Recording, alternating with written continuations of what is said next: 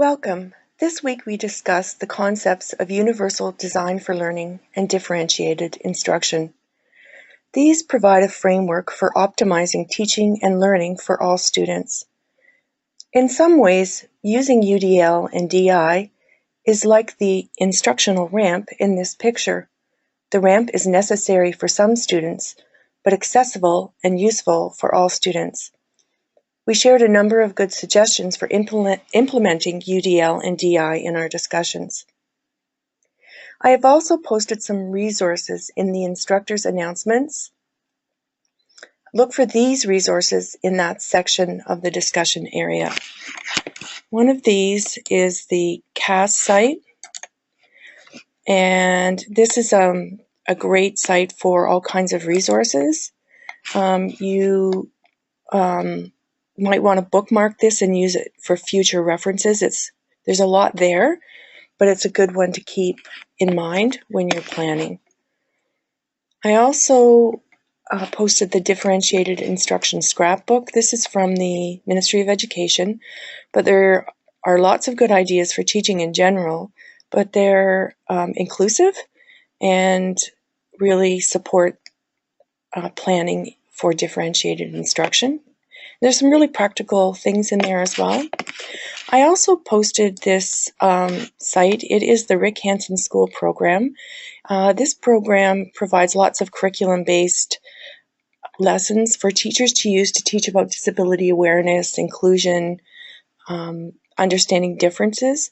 But there's a section called UDL in it that has a lot of really good teaching strategies and tips. And they're very practical, and there's links to other ideas as well.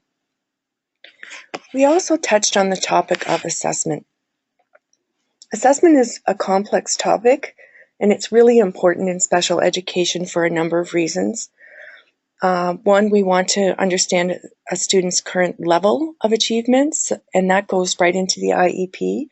That serves as a baseline for growth, and we want to be able to measure students' growth. We also use assessment during or after a lesson, and that informs the IEP as well and helps us to decide if the instructional strategies we are using are effective. It helps us decide on progress towards IEP goals.